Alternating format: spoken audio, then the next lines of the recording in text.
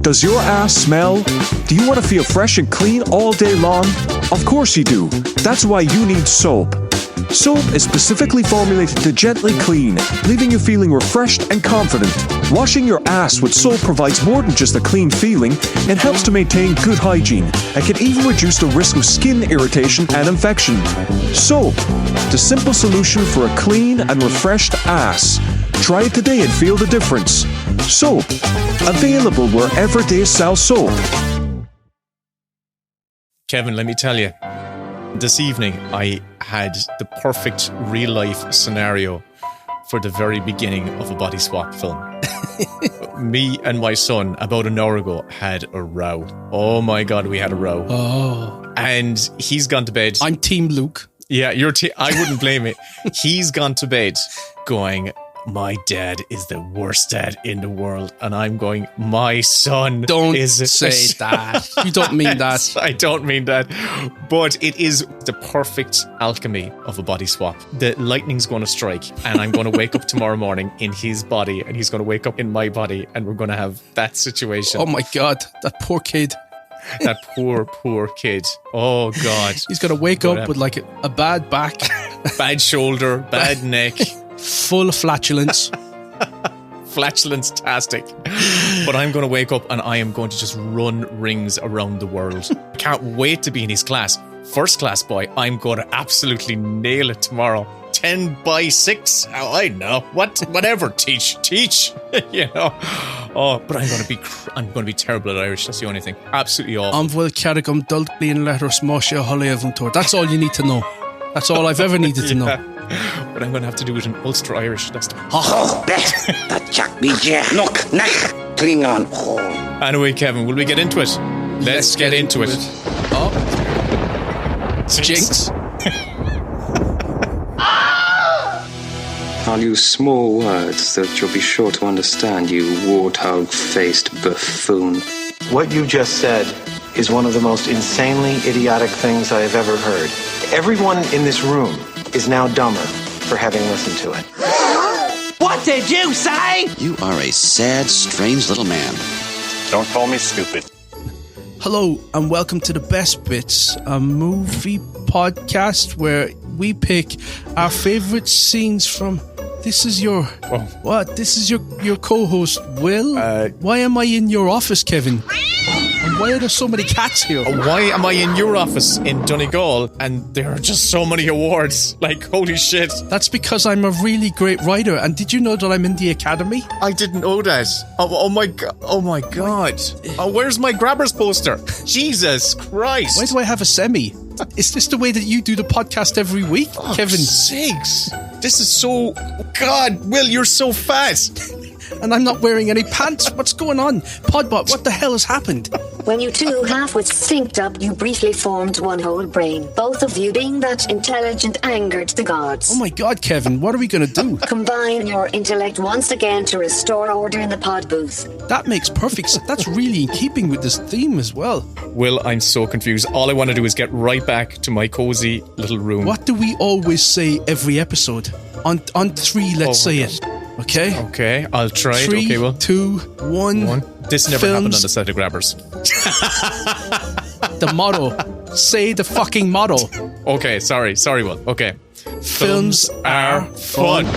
Whoa! Oh, man! This is kind of trippy. Oh, my God. Thank Christ for that.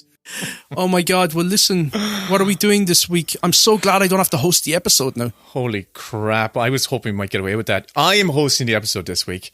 And this week, we are discussing body swap scenes and movies. Yes. I hope that got you in the mood for some body swap action. I am in the mood, I'll tell you. Well, I think we've arsed around enough. Shall we get into the topic, Kevin? Shall we? Yes, shall. Well, what I'm going to do first of all is I'm going to do a big history dump on your ears, into your ears, okay? You've wet yourself and now you're going to have a dump. That's unbelievable. We really need to raise our ethical bar when doing this podcast. I think we've let our standards drop so much. Do you know what it is? It's the fact that we don't have guests. We just start acting the maggot. Oh, totally. It's like there's no teacher in class, so it's like, Let's start scribbling in all the copybooks. It is. That's exactly it. We've just become complete delinquents. We just don't it. respect the podcast, each other, or any of our listeners. Or ourselves. Or ourselves. Obviously. Well, first of all, right, what do you think? What do you classify as a body swap film? Because when I was looking out there, there are some people who take the classification very, very literally, where it is two beings in two bodies and they swap consciousness and they're in each other's bodies. And that's the kind of classic example of a body swap. The Freaky Friday, I think, is the... Okay. Do you want me to answer it, or do you want to answer it? Yeah, what are your parameters? How does your head go with the parameters of it? Well, off the top of my head, I think that a body swap, also named a mind swap or soul swap or brain swap, is a storytelling device seen in a variety of science and supernatural fiction in which two people or beings exchange minds and end up in each other's bodies. In media, such as television and film, the device is an opportunity for two actors to temporarily play each other's characters, although in some cases, dialogue is dubbed by the original voices. Well done, children, for reading out of, that was off the top of my head. Off the body swap textbook. When I started looking at lists, it was a lot of people made kind of like more vague definition of what the body swap was. I have an issue with one particular title that is on almost every list of best body swap movies. Go on, say it now. Will I say it right now? Okay, it's Big. Okay, go on. Because there's no body swapping in Big. It's just that he jumps into his future self. So there isn't a swap, really. If there was like his older self swapped into his boyhood self, then I think it would be more... It would fit the parameters of what a body swap is. Because if you say to me, well, I want you to write me a body swap movie, I'm not going to think of Big as an example of that. Yeah, you're absolutely right. And yet, it is the prime example when I think most people think of body swap films, it's one of the first ones that comes to mind. Yeah. I imagine it. It certainly is. And also there's ones where I think that's a perfect one where you go, hang on a second, not technically a body swap, so can you classify it? Yeah. But what's the history? The earliest body swap film I found was in Hollywood was a film called Turnabout, which came out in 1940. It was directed by Hal Roach, who made a lot of the Harold Lloyd comedies. The following year, a film came out called Here Comes Mr. Jordan, which is an adaptation of a play called Heaven Can Wait, right?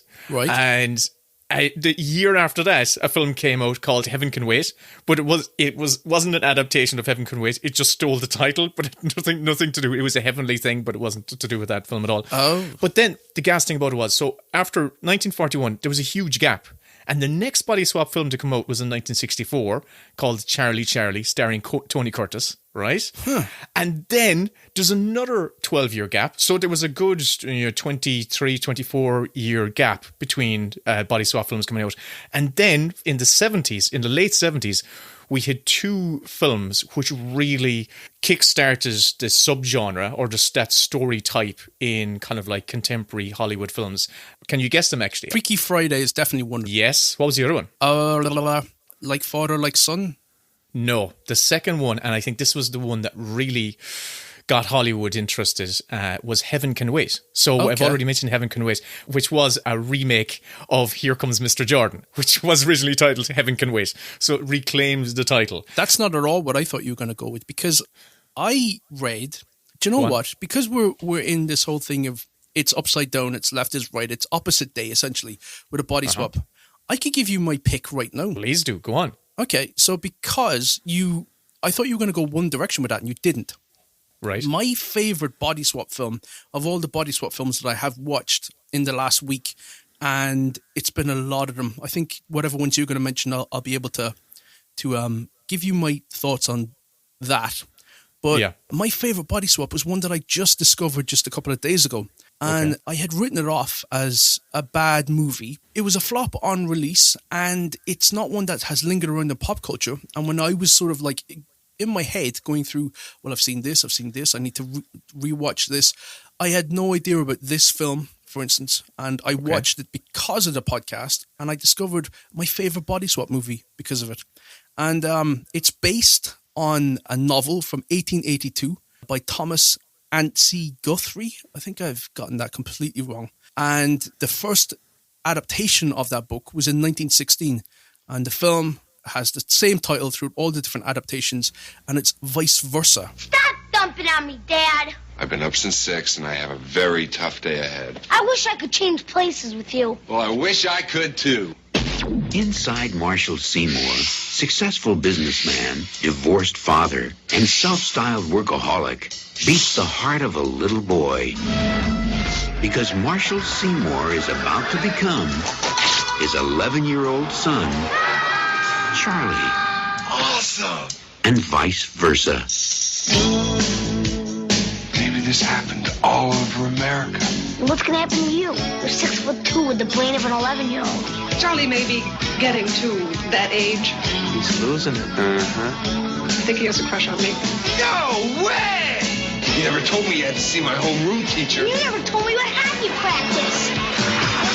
What is that? I'm in the tub, do you mind? This is the woman I couldn't live with as a husband. And now I'm gonna be her son.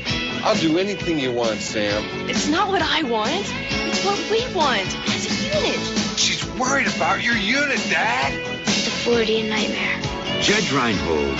Are you all right? Do I look all right? Fred Savage. I don't suppose you have any Grey Poupon. Vice versa. What if we're stuck like this? Oh my God. I have to go through puberty again. So Judge Reinhold is the typical 80s dad. He's divorced from Fred Savage's mother, and he's not paying enough attention to his son. He's focused on his career. That sounds really tropey, and it's very common for 80s movies where the dad is like a workaholic and he needs to sort of have his priorities put in check. But they do it in a way that isn't sentimental, yet it has so much sentiment to it. And Fred Savage has to live out the rest of the next week or so with his dad, in his dad's body, trying to salvage his dad's career because he's got a big presentation to do and he's not prepared for it.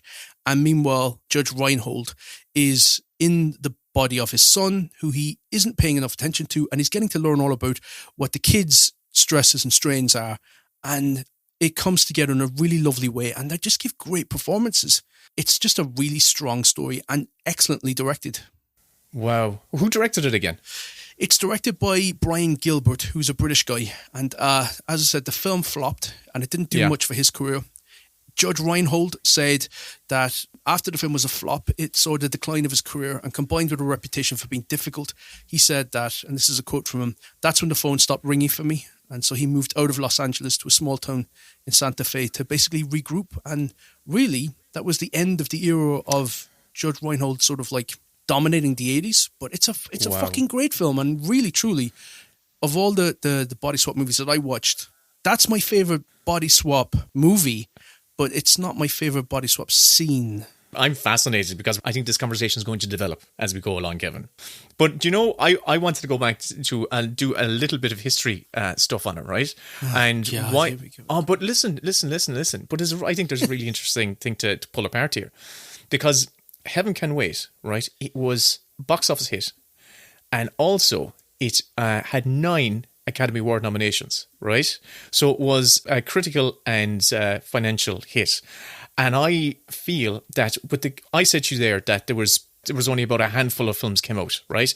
After 1978 up to right now, there has been at least 50 body swap films, or films that you can categorize as body swap films. So Hollywood got a real, like, people associate body swap with the 80s. Yeah, that was a high point, but there was as many body swap films made in the 90s, and there's been as many body swap films made in 2000s, and it continues to go on. So Hollywood, as the contemporary Hollywood, really is having a love affair with the body swap subgenre. Yeah. And it's really interesting. I was like, why is Hollywood drawn to this story type? Because it's a classic, isn't it? It's like it's the whole adage of you walk a mile in someone else's shoes, and you get to basically learn that the grass isn't always greener, and that sometimes you have it a lot better than you think, and the other person is not being uncaring towards you. They actually have their own stresses and strains, and that really you in the ones that I really like, the two that I think are great, as I said, is Vice Versa, and the Freaky Friday remake I think is excellent because it's about parents and kids being at odds and then learning to see things from each other's perspective and coming together, and more than the sort of the ones that are a bit of a riff on the genre. I think those ones really work because it's walking a mile in someone else's shoes. That's exactly it. So it's a perfect vehicle for character journey. It really is. And the cynic in me thinks it's actually a really easy concept to pitch. You could pitch a body swap idea. Like, think about it. Okay, parent and child, they swap bodies for a week. Or you could use it, you can apply it to so many different genres. Like, a cop and a criminal body swap for, X amount of time. So you can use it in the action genre. The one where it's the final girl and the slasher villain body swap. Yeah. Action movie, Face Off. That's the cop and the killer one. Tim Allen and a dog. There you go. You can really, it's so adaptable. It really is a very adaptable story type. Two podcasters switch. To incredible success. Amazing. But I'm going to throw the trivia question to you. Okay? Okay, I've got this. I've got it. What is the highest grossing body swap film of all time? Is the highest without using Google. You didn't say that. The highest grossing body swap film has got to be Big. Okay, do you want to know what it is? I don't think it should be Big. Maybe it's Freaky Friday, the remake. Right. If we're stretching the parameters of what defines a body swap film, it's actually the highest grossing film of all time. Avatar. It's a body swap film. Yeah, of course. Yeah. So the most successful film, financially successful, bastard, is the highest grossing film of all time. Yeah. Isn't it? If you think about it, you go, holy crap. What was the name of that actor in that film? Sam Worthington. Yeah, Sam Worthington turns into a Thundercat. Or an elongated Smurf. Yeah. Elf Smurfs. Yeah. And has sex with his tail. Yeah. But for a certain generation, that film is their Star Wars, And the gas thing about it was it wasn't until I was late on researching this last week that I realised I had written the body swap film, because Wolfwalkers essentially is a body swap film. And what's that? It's a little film I wrote once. I'll listen. When it comes out, I'll let you know. But I don't think it's ever going to come out. Right. But in Wolfwalkers, you have all of the tropes that you were saying. You have a character who has to walk in the shoes of their enemy or their complete opposite and see the world from a whole new perspective and change as a consequence of that time spent in that other person's shoes, or in that particular case in that wolf's paws. Yes, there we go. I also wrote a body swap story. Did you? Yeah. In Grabbers, O'Shea is a drunk and he has to become sober. He's got to walk a mile in a sober man's shoes. No, I'm just trying. You're not better than me, Will. There are some specific things that we kind of have to have in a body swap film. They're like, what would be, off the top of your head, I think you've already mentioned some of them. What are some of the tropes that, the absolute... Are you talking about scenes now? Things that... Kind of, yeah, tropes, scenes, things that you would find in a body swap film. I'll tell you what I did notice, right, is that every time the protagonist is a boy and he body swaps into a man's body, the very first thing they do in all of them is they check to see how their dick looks. It's like, okay, that's an easy gag. Go-to area. They look down and go like, well, hey, dad is packing. But that's the case in practically every one of them, is that the first thing you check out is your new guys. And I don't know if you've had a chance to see it, but one of the gems that I discovered in my week of research was a Japanese animated film called Your Name. The day a star fell, it was almost like seeing something out of a dream. Nothing more or less than a breathtaking view.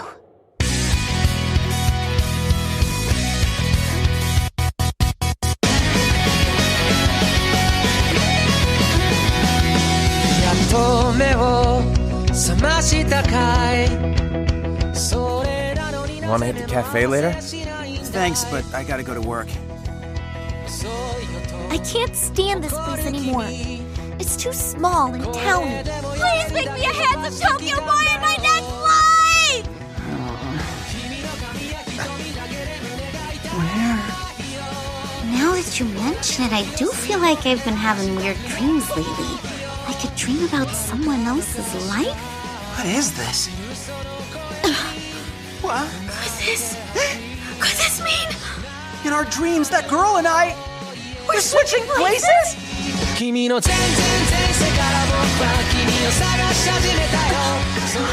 There's one thing I'm certain of. If we see each other, we'll definitely know right away. I was planning to tell you that wherever you are in the world, I swear that I'll find you again, no matter what. Who are you? Who are you? Can I ask you your name? Oh, I'm all straight on to the Japanese animated films. I mean, you can't. You haven't seen it. My God, you should see my Netflix. It's just like, it's all Japanese animated films. Hentai and... But listen to this. What's mad about Your Name? Well, first of all, Your Name is one of the best body swap films ever made. But it's essentially, it's about a boy and a girl. And it is a body swap in the true essence, but it does a lot of things differently and interestingly. And it's basically about two high schoolers, Mitsuya and Taki, a boy and a girl. And they're complete strangers. Which one is Taki? Taki is the boy and Mitsuya is the girl. And Mitsuya lives in the countryside in a very kind of rural town. And Taki lives in Tokyo and he's a very urban kid. They wake up in each other's bodies and we don't see why. It's just the very first scene is, and every other day, they alternate. So the following day, they go back to their body. Then the next day, they're back in the other person's body. And it's a really unique riff on the body swap concept. Oh, so they alternate? They alternate, yeah. Oh, that's fun.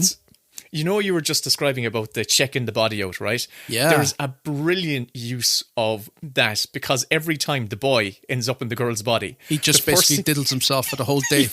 The first thing he does is, no matter what his emotion he's experiencing, he grabs his boobs and he squeezes his boobs every time. So he's doing it every other day. And his little sister, or her little sister, is opening the door to wake her up. And when she opens the door, there's, Taki just grabbing his boobs, yet he might be crying. And it's brilliantly utilized and it's so funny. And it's just basically pokes fun at that trope. Yeah. It's just like, oh, come on, guy. Like, of course you're just going to go to the boobs every time. But Your Name, it came out in 2016 and it was the biggest box office hit in Japan. It made something like, globally, it made like $250 million. Like, it's a huge hit of a film. So is this a kid's film or is this like a family film? Yeah, it's a family film. Oh, right, right. It's an all-round film. You could show it to everyone. But it is absolutely beautiful. It's written, directed, edited and like basically... Wow, that's good. As long as they've edited it, I'll watch it. Yeah. But it was made by, Makoto Shinkai was his name. Makoto Shinkai. And it is genuinely, it's a very different riff on the body swap movie because, first of all, you don't see the device that causes them to swap over. That's where things can get dicey in these movies because oftentimes they lean into Asian mysticism or Roman gypsies, or there's some sort of like othering of another culture in order to sort of say those guys can pull off anything. So let's all, hold on to a Asian amulet and suddenly it grants wishes and stuff. It can also be the thing that kind of breaks the film because, like, for instance, I'll change it over, right? I want to go on to discussing the magic that causes the swap, right? What's the most common one? Well, the most common one is I wish I was in someone else's shoes. I wish I had a different life, the Freaky Friday thing. Which is, you want to know where it really breaks the film? One I watched this week for the first time in 20 odd years or 25 years was Face Off.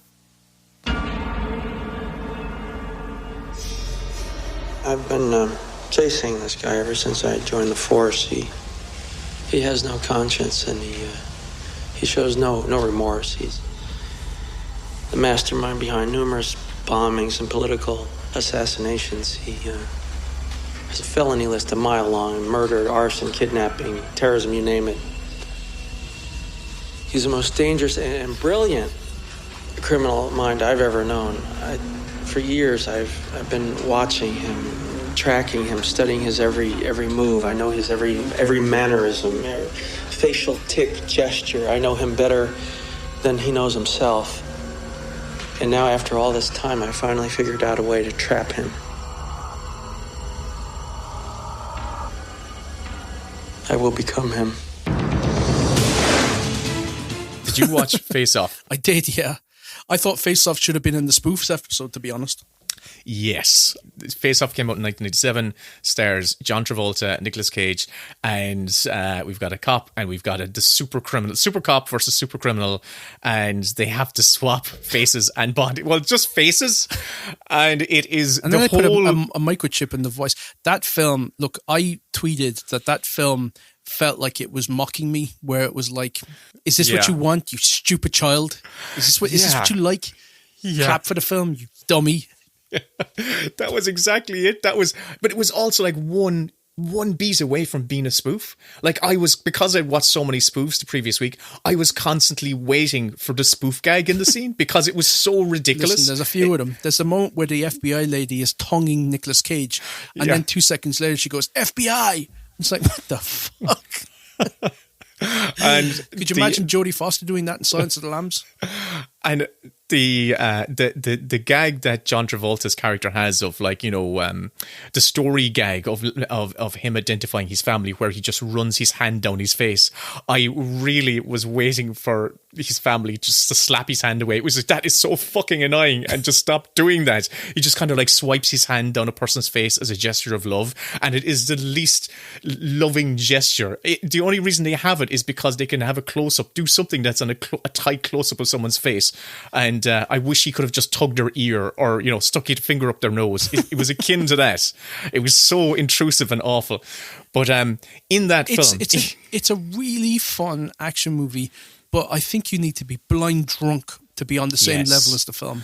You know, it's a brilliant party film. It's a brilliant film to sit down with a friend and do an audio commentary to, because it is so ridiculous and over the top. And in that film, the whole face-off science and the whole and how long they spend with the whole face-off surgeries is so grotesque and over the top that you end up just laughing at the film. You're already, but you really are laughing at the film when they're doing the whole like body. Like, they're a foot in difference, and everything's just casually saying, "Well, can you move my take away my gunshot wound in my chest, but replace it exactly as it was afterwards?" Oh, of course, yeah, we'll just throw that in. It's just like, I liked how they kept saying it's temporary. It's a temporary procedure. It's temporary. It's like, yeah, you're just basically going to graft his face onto somebody else's and. Yeah. Oh man, it is so ridiculous. So I really do feel the switching device has to be super elegant and super throwaway and super. If it's something that you have to think about too much, then you've broken the film. What was the device in 18 again? It was just they crashed the car, wasn't it? They crashed into something. No, into glass. He made a wish the night before. That night it was the granddad's, George Burns' character's birthday. His 80th or something. He made a wish to be. They blew out the candle at the same time, and they made a wish. I wish I could be 18 again. If I could be 18, I'll be banging broads. For a film like this, that's all you bloody need. You know, you really need just make a wish, and let's not get bogged down in the mechanics because it just breaks your film. But Face Off, it was so ridiculous, but it was so much fun at the same time. It was so much fun. It really was. I've implanted a microchip on your larynx. It's fantastic, but you'll have to be careful. Pressure, sharp blow, even a violent sneeze could dislodge it. Just repeat what you hear. Peach. I could eat a peach for hours. Peach. I could eat a peach for hours. That's a scratchy tickle. Mm-hmm. Peach. I can eat a peach for hours. Peach. I can eat a peach for hours. Once again. Peach. I could eat a peach for hours. Perfect. Now, Sean, 6 days until the 18th. The clock's ticking and so's the bomb. But of course, after they do the body swap, right? What's the next kind of ubiquitous thing after they swap bodies? They've checked out their privates. Yeah, they've looked down the back of their pants. And balls. Yeah. What's the next thing they have that inevitably has to happen? Well, what I like is the negotiation. Is where they come together and they go like, they figured out that, oh my God, I'm so old or what have you. And then it's like, you're going to have to do this and I'm going to have to do this. And let's pinky promise to pull this off today. And we'll figure out a solution after we get through the big crisis, which is either do a driving test or do a track meet or go to the other person's job and pretend to be them in order to not get them fired or whatever. It's the masquerade. It's the masquerading. It's like, you have to walk in their shoes. Yeah, that's exactly it. There's a couple that I love. There's two that I absolutely adore. You already mentioned the Freaky Friday one. I loved that one. It was such a fun. That was such a surprise. That film. Anna, honey, wake up. Oh, I have had it. Hurry up! What? I'm ready. For the Coleman family, Mondays are manic. Bye, honey. Make good choices. Wednesdays are wild. My room! And for Anna and Tess, there's never enough time to really understand each other. What? Time's up. It's after 6. But on Friday... You think my life is perfect? You couldn't last one day in my high school. Cookie?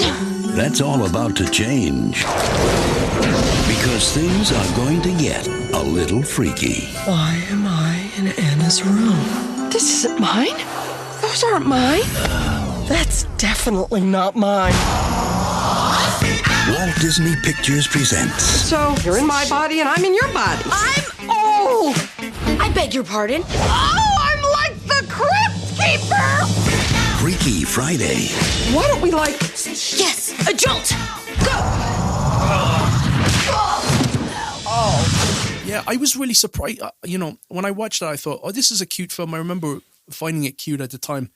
And then as I went through all the other versions of it, I thought, oh, they really perfected it. They really got it to a point where they knew what worked and what didn't work from all the other films. And it did sort of the best version of all of the things you need in a good body swap movie. And you know what I took away from it?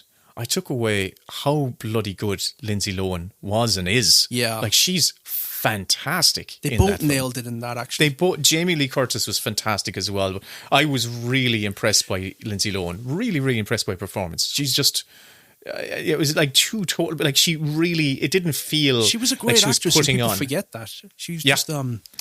She was just like a rich girl in her 20s who partied too much. But and she still is. Hopefully her best days are still ahead of her. That's what I'm going to give you what my best scene is then. Because it's from Freaky Friday.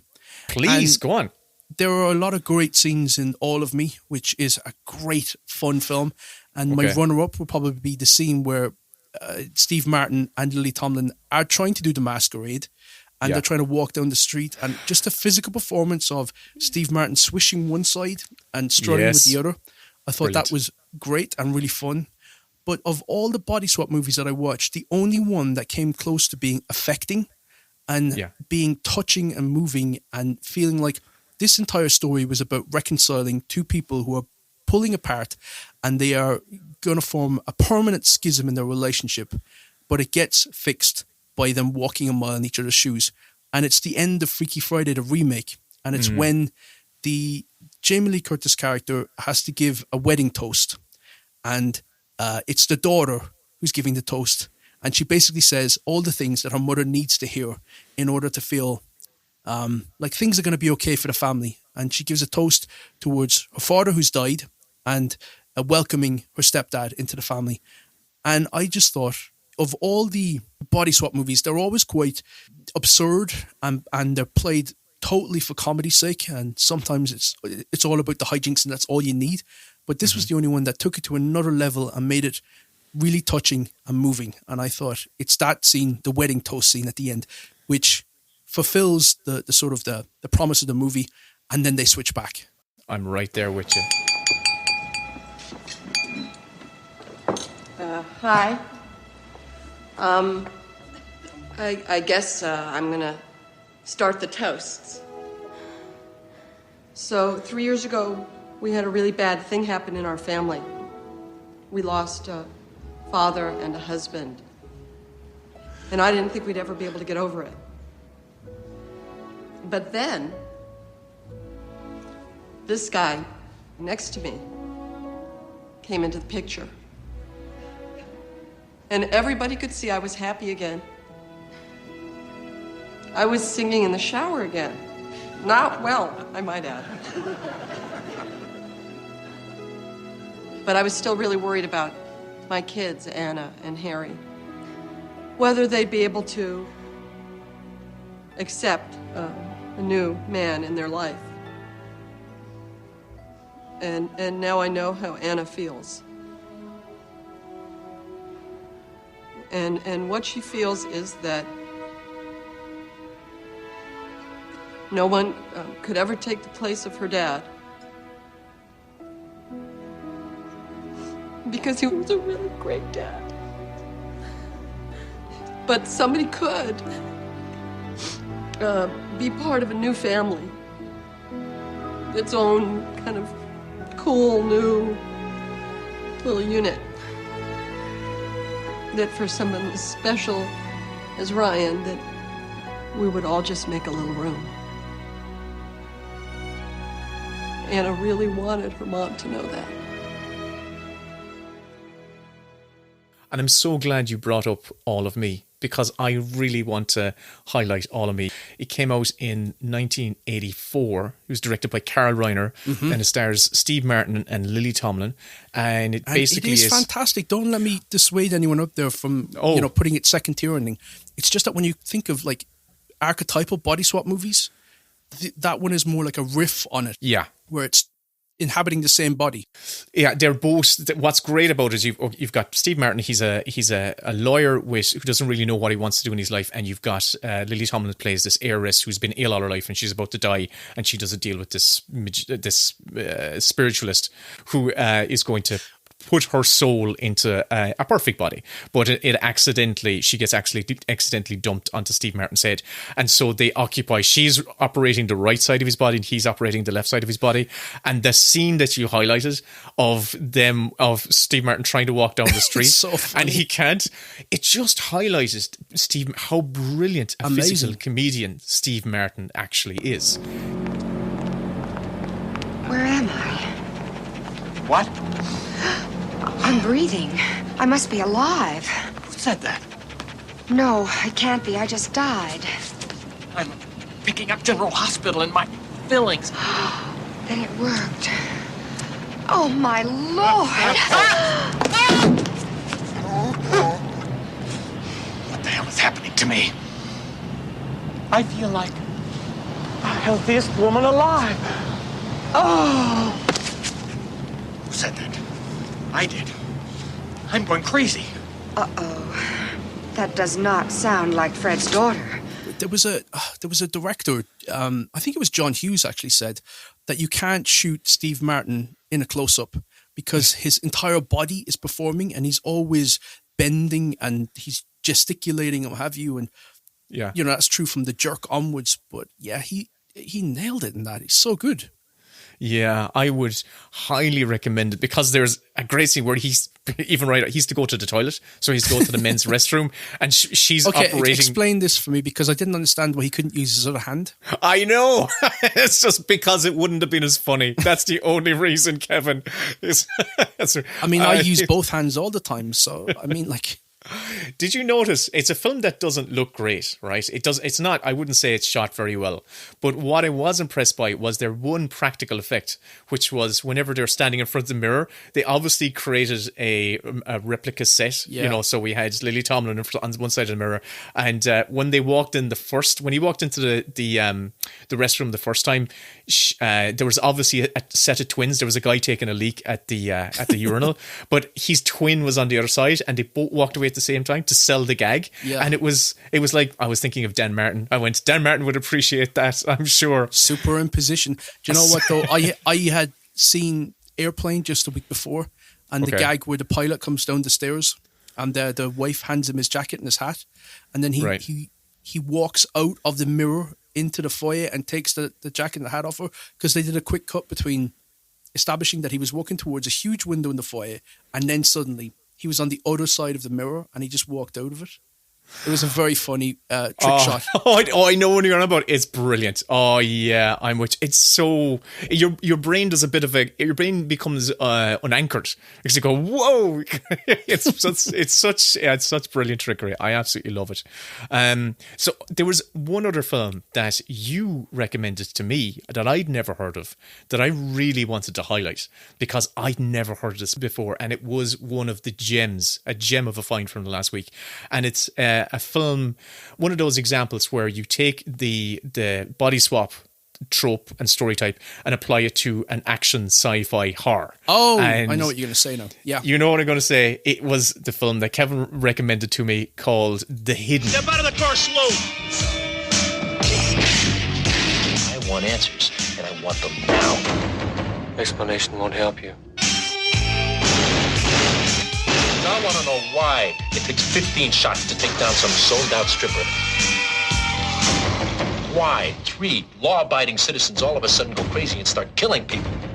We talking spacemen here? Something gets in his way, he kills it. Finds a body, gets inside, uses it to move around.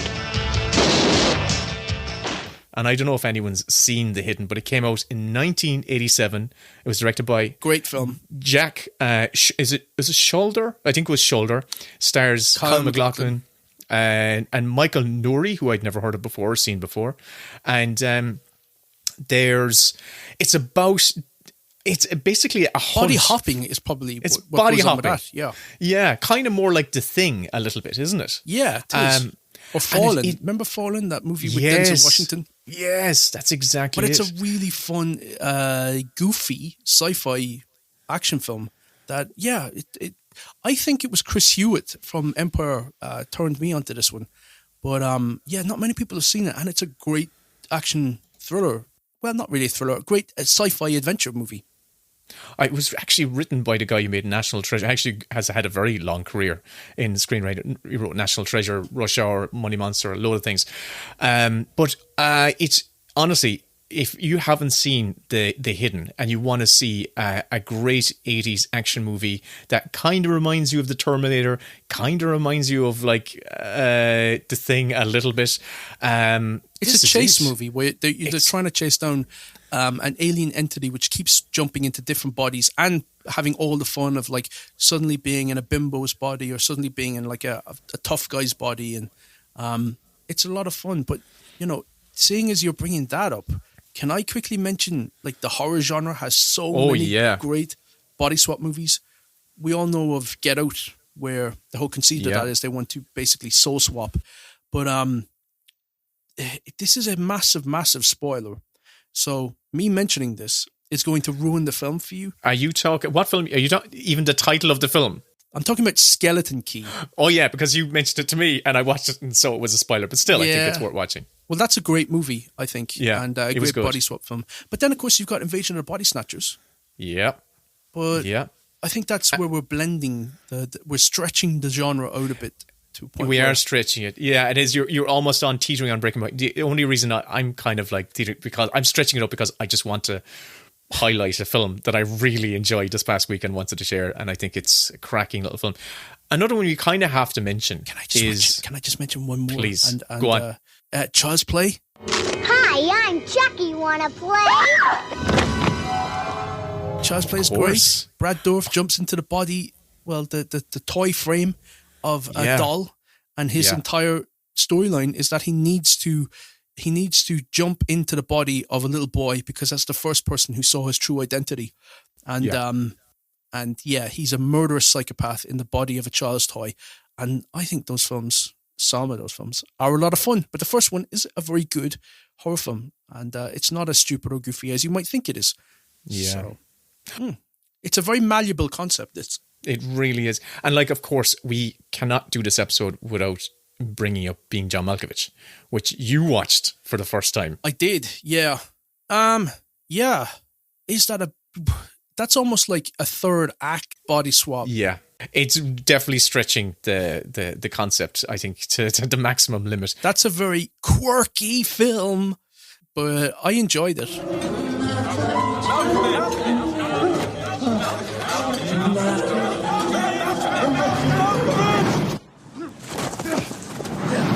What ones did you watch that you didn't like? The ones that I didn't like, 18 again kind of let me down a little bit. Because the reason with 18 kind of let me down is because we have George Burns going into his grandson's body, and when he's in his grandson's body, he isn't the least bit concerned that his grandson is trapped is in his comatose body, and is just going, I'm going to have a party. And in my brain, I was rewriting the film as this could be easily spun as a horror. Kind of, I won't spoil anything, but it could easily be as like himself and his buddy go, hey, we could just keep living forever. Just find these young, athletic guys and let's go chasing girls. Oh, that's an actual, I think that's a comic book, a 2000 AD comic book called American Reaper, where they snatch the bodies of young people and they jump into them. Wow. Old rich people will steal young people's bodies and hijack them and take them over, and they are, that's the whole conceit of that comic book. But oh my Lord. This is the thing, right? I was saying to you about this genre this week, that if you legitimately 100% switched bodies with somebody else, no matter who it is, I think that you would have a psychotic break. I think it would be so terrifying and uncomfortable and repulsive that you just wouldn't, there'd be no hijinks happening at all. You'd just be screaming the entire time. Yeah, that's why it hasn't caught on. They haven't gotten around the whole mental breakdown. Another one, and you were asking me, did I dislike any? I actually didn't watch any film I hated. One of the films, okay, go on. What one did you hate? The Change Up. I thought the film was really ugly and misogynistic and distasteful. I just really didn't like it. That one, they switch bodies by pissing into a fountain. Oh dear. There was one, Prelude to a Kiss, which was also really bizarre and weird. Okay, I didn't get around to that either. Meg Ryan on her wedding day gets kissed by an old man who jumps into her body, and the old man and Meg Ryan's body, for some reason, Meg Ryan as the old man just wanders off. She doesn't really freak out or anything. She just goes into a daze and walks off. So Alec Baldwin goes on his honeymoon with an old man and has sex with him, and the old man is so into it. This is an old man in Meg Ryan's body. That Alec Baldwin's like, this doesn't sound like you. You're usually more apathetic and cynical than this, but you're like, let's have sex, let's have a baby. And I kept thinking, this is an old man in the body. Like, what's going on here? And the old man's like, I want you to put a baby inside me. I thought, oh God, what is this film? This is so strange. So I didn't enjoy that one either. I want to give props to another one before I go on to my final pick. I have to give props to 13 Going on 30. Have you ever seen it? Have you ever seen that one? It's actually very sweet. It's kind of a complete knockoff of Big, where we have Jennifer Garner. She's a 13-year-old and she is basically becomes 30. And but does it's she very, have very sex sweet. with a grown man? She does. Yeah. What actually? I don't know if we actually consummates it, but again, it is actually very sweet, and my wife swears by it. And I remember seeing it in the cinema and going, this is kind of sweet, but it wasn't up there as with my favorite pick. And I'm going to get into my favorite pick now, Kevin. I want to give myself a little bit of space, and I want to build up my barricades and defenses because I'm going to have to defend it. My favorite film, my favorite body swap film, was a film that I had no intention of picking as my favorite body swap film. I wanted to find something esoteric, and that's why I really was going to try and make Your Name my pick. And I think if you asked me a week ago, I would have said Your Name, hands down, is the best body swap film, and you should check it out. It's on Netflix, as a matter of fact, before Hollywood remakes it. But my pick has to be 1988's Big. For Josh Baskin, life was a little unfair. Told you to take out the garbage. Goodness, the bus. I'm going to tell you again, Josh. Joshua Baskin. Until he made a little wish. I wish I were big. Sweetheart, it's 7:30. Are you up? Josh! 20th Century Fox presents Tom Hanks. Big. I turned into a grown-up, Mom. I made this wish on a machine, and it turned me into a grown-up. So now what? You get a job. Cannot get a job. I play with all of this stuff, and then I tell them what I think. And they pay you for that? Suckers! Vice President? He's only been here a week. See that girl over there in the red? She'll wrap her legs around you so tight you'll be begging for mercy. Well, I'll stay away from her then. I loved your ideas on the squeezy doll line. Thanks. What were you like when you were younger? Oh, well, I wasn't much different. Eject your seat! Who are you? I'm a his girlfriend. I want to spend the night with you. Do you mean sleep over? Yeah. Okay. But I get to be on top. What is so special about Baskin? He's a grown-up. How do I feel about what? How do you feel about me? You're only young once. This is important! I'm your best friend. What's more important than that, huh? But for Josh, I miss my family, Susan, and I want to go home. Oh my God, you're married. it just might last a lifetime. It's directed by Penny Marshall, written by Gary Ross and Anne Spielberg, names you should both know. Gary Ross went on to write and direct The Hunger Games. He did Pleasantville, Dave, Seabiscuit, a lot of kind of really good films. And Anne Spielberg, you should know it because she's Steven Spielberg's sister, you know, and she didn't really do anything after this. But who did it? Anne Spielberg. Oh. This was kind of like her main big film. Oh, okay. And she did some kind of like low budget sci-fi stuff. And they co-wrote it together. And I have to say, I left this to watch at the last minute. And it was utterly charming. It was so wonderful. It's not a body swap movie, though.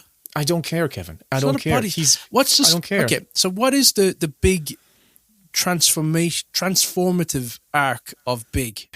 His transformative arc is that he wants to be big. He wants to grow up fast and accelerate through childhood and become an adult. And he does. He gets and he to do does all it. that. But And then he realizes that he'd sooner be a child. Because it's like an acceleration through life. He goes through the whole process of being an innocent child, losing his innocence. Actually, that was the thing that I felt disconnected from it, is that the whole movie felt really, really rushed. Like it was rushing from scene to scene to scene to scene to scene. And everything was moving at such a pace that I didn't believe any aspect of it. Not just him becoming big, but like, I was like, well, where are the jokes and where's the sentiment and where is Interesting. Where's the internal conflict here? It just felt everything was going easy for him. No, man. Okay, I really feel I have answers for you, right?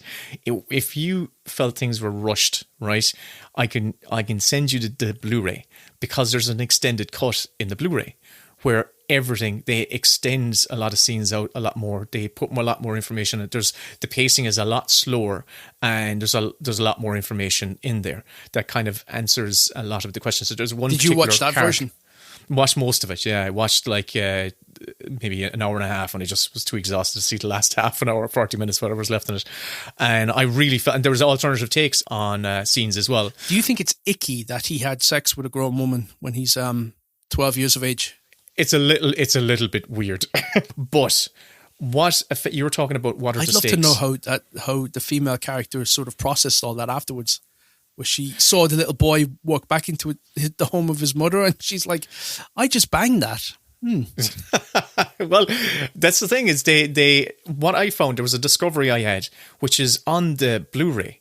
There was a brilliant audio commentary, and it was with the writers, which is so rare to have an audio commentary with the writers, where they actually talk about the process, because Penny Marshall, who directed, she's no longer with us, where they talk about the process of coming up with it. But not only that, they had Anne Spielberg actually recorded their story sessions back in 1985, and she actually dug up those story sessions. Same as like with Raiders Lost Ark. He must have done that for a lot of films.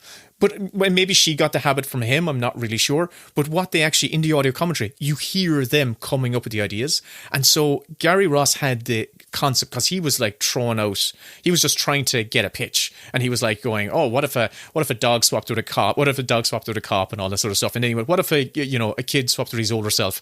And he that was the one that he found interesting. And he was neighbours to Anne Spielberg.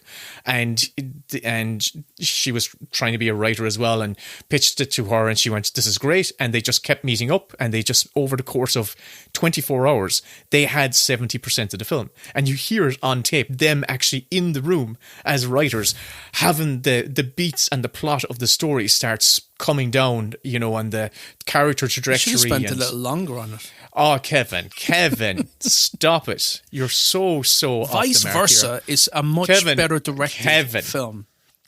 Well, no, it directed. Yes. Kevin. There's too many cross fades in Big. Oh my God. I don't think that Big counts as a body swap movie. I don't care what The Guardian says. I don't care what the Best Bits podcast says. It's not a body swap. And that's the final episode of the Best Bits podcast, folks. Thanks for checking, you know, us out. And, you know. It is actually a really, like, you can see why the movie was a massive hit. And it really did turn Tom Hanks into a superstar. Like, this is the movie that everyone thinks of as, like, his major vehicle of the 80s. Well, of course. Well, the thing about it is that they wrote it with him in mind. He was busy. He couldn't do it. So it was actually the person who was being pipped for it was Harrison Ford for a while. And I don't know about that. I couldn't imagine him in that role. But I'll give you, there was a year where Robert De Niro was going to do the older part. Didn't he lobby for it? He really wanted to play the part. Yes. And they had to rewrite. They rewrote it with the kids living coming up from the Bronx, and they said the whole film had a different edge to it, and they tried to make it work for a week, and it just not a week, but tried to make it work for a year, and it just didn't feel right. The boy got into the body of like a mafia don. It felt like that for him, and it just didn't feel right. And eventually it came back around to Tom. I think because it was doing the rounds for so long, Tom Hanks's window opened up and they had a chance. He said, okay, I'll give it a go. But when they were shooting it, they all thought it was going to be a disaster. Like Tom Hanks and John Lovett. John knows. Are you jealous? I know he doesn't say that in the film, but it's something I know that he says in real life. Elizabeth Perkins, they were talking to each other saying, "Oh, yeah, this is going to this stinks. This is going straight to DVD." But I want to say one of the essential things for making a body swap movie work are the performances. You look at all the films we've mentioned earlier already: Freaky Friday, Vice Versa, yeah, definitely. You know, 18 Again, because I think Face Off. I think the great performances genuinely in that film. Genuinely. In 18 Again, I think the kid was great. Exactly, I was just about to say that. Yeah, the kid in 18 Again was great, and but poor George Burns, I just thought it was just like he was actually the worst aspect of that film for me. Yeah. His line reading and stuff like that was not on. But Tom Hanks is Tom Hanks. But what Tom Hanks did, I think for me, this is Tom Hanks' best role. And because of his performance, but also the performance of his young kid friend. It was Jared Rushton. Billy was the name of the kid. The way they bounced off each other. The little foxy fella. Yeah, Jared Rushton, yeah. And he didn't have much of a career after this, like, you know. But the two of them, the way they interacted with each other, it really was, it felt genuine. It felt so sincere and playful and wonderful. You were questioning the stakes of the film. Mm-hmm. And did the film have stakes? And the film, for me, had the greatest stakes. The stakes were that Josh was on the precipice of completely abandoning his former life. He was going to leave his best buddy and truest friend, Billy, who saved him and fucking pulled him out of this awful situation. He was willing to walk away from his family because of the love of Elizabeth Perkins' character, Susan.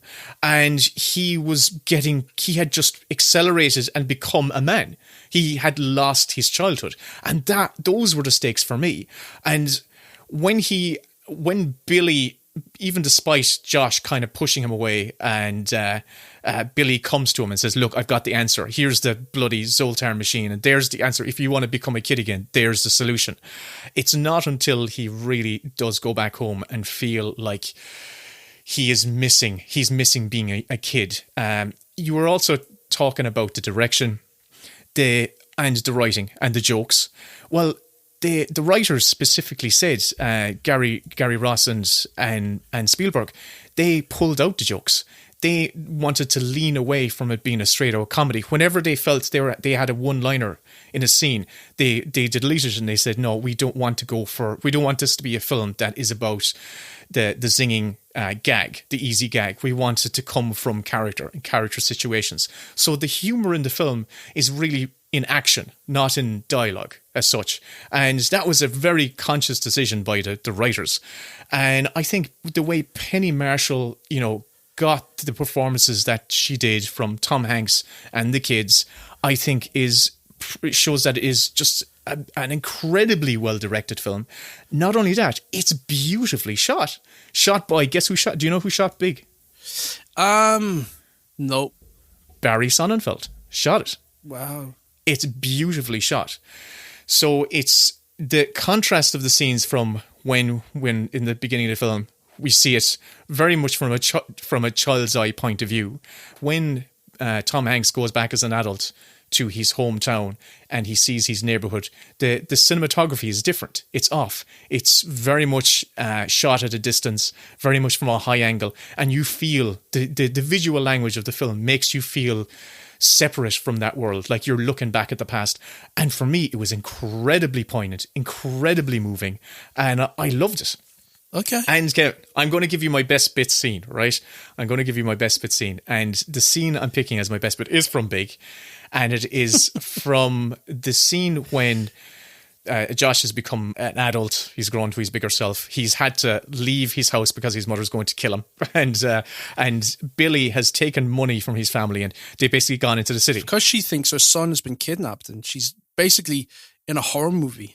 Yeah, that's where there was a guy in her living room wearing her son's underwear, but the only person who's rescued him is his best friend Billy, who's taken money from home, and they've gone into this fucking dive hotel, and it's basically pimps, prostitutes, drug dealers, and drug addicts, right? And even when they go to the reception, the guy at the reception is missing his front teeth, and they one of the funniest laughs I actually got in the film was they go up to the reception and you go hi, and the receptionist just burps hi back to him. Yeah, it's hilarious. Yeah. But you feel the dread. Yeah, it's grim. But I was also really like grim. thinking, and I suppose it plays into the side character's journey. I thought he's going to travel all the way back by himself at like 10 o'clock at night from New York. Yeah. That's wasn't a latchkey kid, but he just felt like... That's dealt with in the extended edition. His family, the family next door, is really bleak. Their situation. Billy's home life is bleak. As you were saying all that, I was starting to think, I know I've seen scenes where it was established that, what's the friend? Is he Billy, the friend? Billy, yeah. Billy has a really unhappy home life. He's got a lot of brothers and sisters, and his dad seems to be... His mother and father don't seem to be paying him any affection. I think they even spank him, or there's some sort of... His mother is very emotionally incredibly abusive. Yeah. She's very abusive. And so the movie... The extended version of the movie, or the scenes that I thought I have a sense memory of seeing, but I didn't see them in this, which is why I felt like the movie was so slight, was that that Tom Hanks's character was going to be there for his friend. He was going to go back to being a child to be there for his friend, and that he was leading by example almost, and that the best friend was not going to become a runaway kid. Because of what happens in the story. It's all very vague to me, but I just remember there was a lot more with the best friend and his home life and him wanting to escape his family situation. I totally know, because the scenes were shot and they were there, and I watched both versions on the same day, or almost all of the extended version, and I really felt the theatrical version is a very lean, tight film, and it's very much completely focused on Tom Hanks's character, and I think it's the right decision because the extended cut felt baggy and felt... it was a slower film. It was a slower film, and I think where we get to at the end of that film is a really poignant and emotionally, for me, I was really moved by the end of the film. But I want to go back to the scene that my best bit scene from Body Swap, and my best bit scene is when they go up to the room and it's a dive. And, you know, Tom Hanks says, and Billy just kind of says, look, well, best of luck. And he says, I'd lock the door if I were you. And Billy leaves to go back through all the shit back home through awful New York. Yeah. And Tom Hanks like locks the door.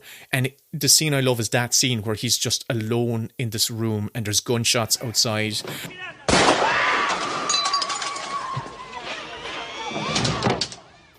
He starts crying. But it's not overacting. It's him. He first of all, he sits in a chair and he's just looking at the door and makes sure the locks are done.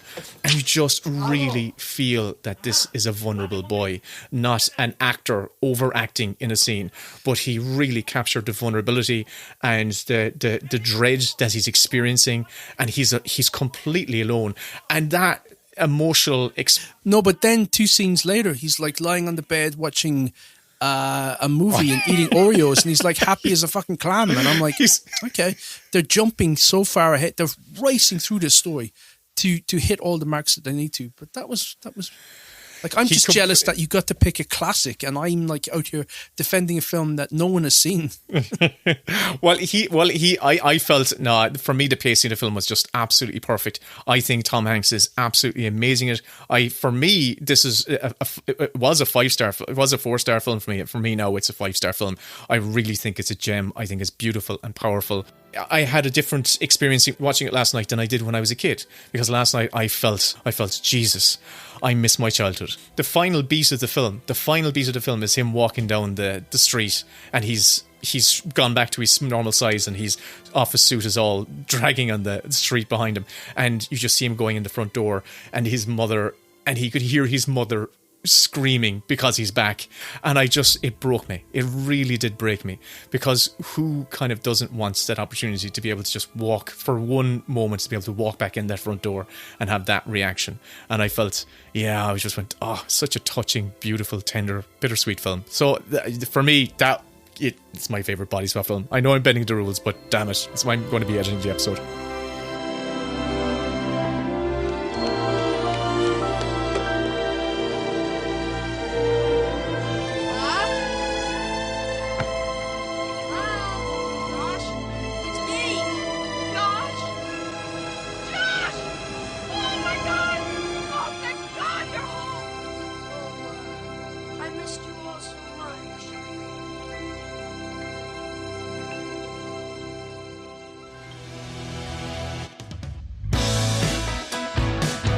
Kevin, I am going to spin the wheel for you for next week.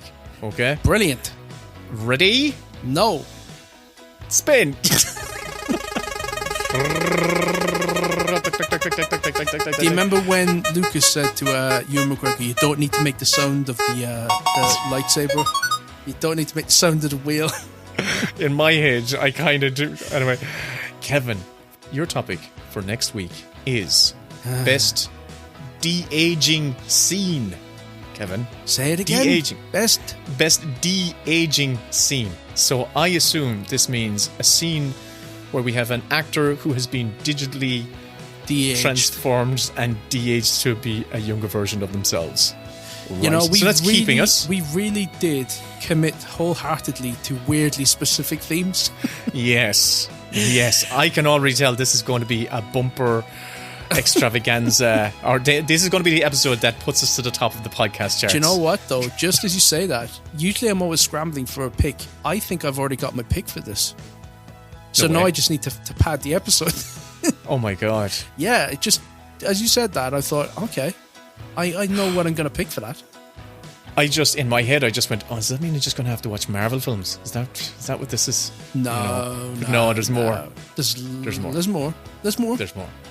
But it keeps us within. Okay, all right, very good. So next week, best de-aging scene. Please give us a review on whatever podcast provider you listen to that allows you to rate and review podcasts. It helps us to bump up the charts and be discovered by other people. Downloads, listens doesn't help as much as ratings and reviews. And if you like the podcast and you don't want to be a backer on Patreon, this is the next best way that you can support us. That's my pitch. We never usually say it. We've forgotten to say it for so long, so I thought I'm going to shoehorn it in this time. But the best way to back us is just be a backer on Patreon. You get more of us. Yay! You do. All right, Kevin. 20-odd episodes on there now. Lordy. Yeah, Price of a pint. Great. Come here next week or Come next time. The next time, best de-aging scene. I am looking forward to it. Me too. Goodbye.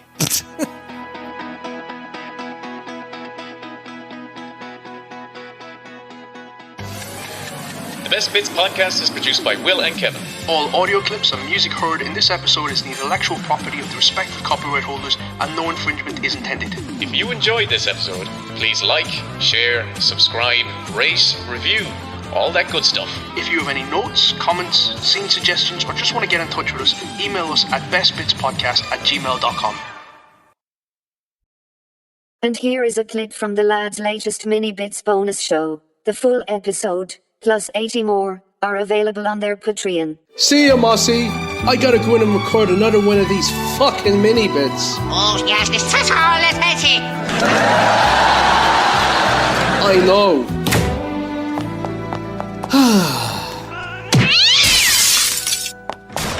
What are you doing?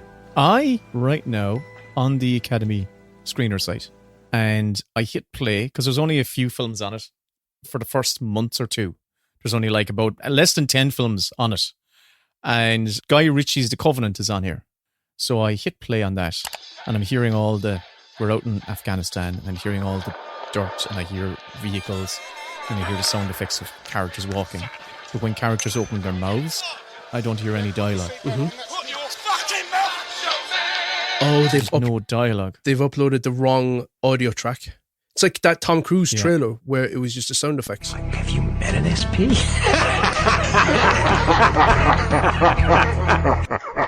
Yeah, and this film has been up on the screen site for a few weeks now, and they still have the wrong one here. Well, I tell you what films are actually up there for all Academy members to see, and they see what they've put up there. But first of all, let's just throw to our theme. And I have to say, the feedback from my thank you ballad was quite fierce. The power of Christ compels you! So I asked Mossy, who is a friend of my dad's at the quiz, sing us a theme tune. Oh. So over to Mossy. Hit the cards. I'm fine, I'll get it done in one take.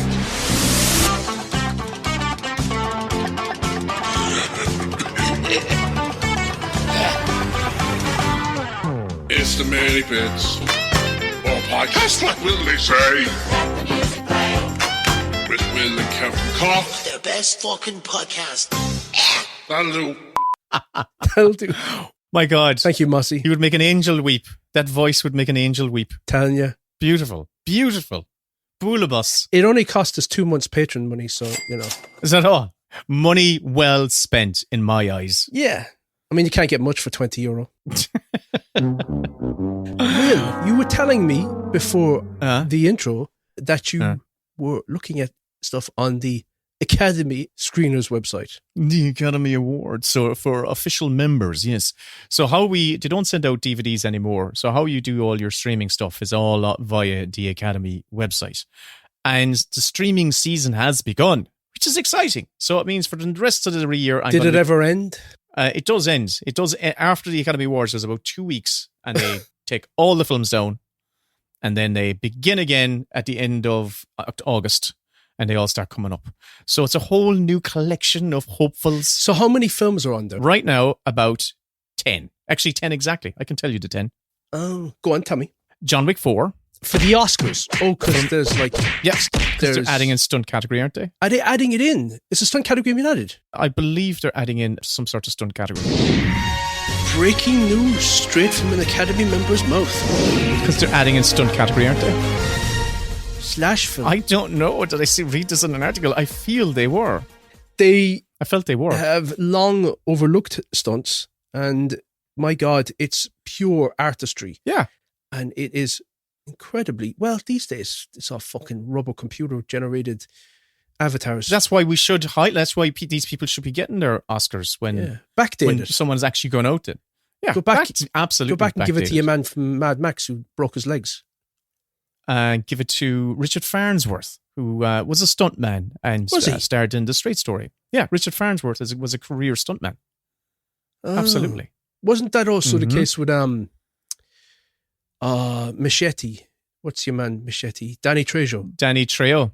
Is Really? it Trejo or Trejo? I always call him Trejo, but he just says, call me Danny. I was going to say that back to you. Nah. I was like, just that. Weird. Because we just call him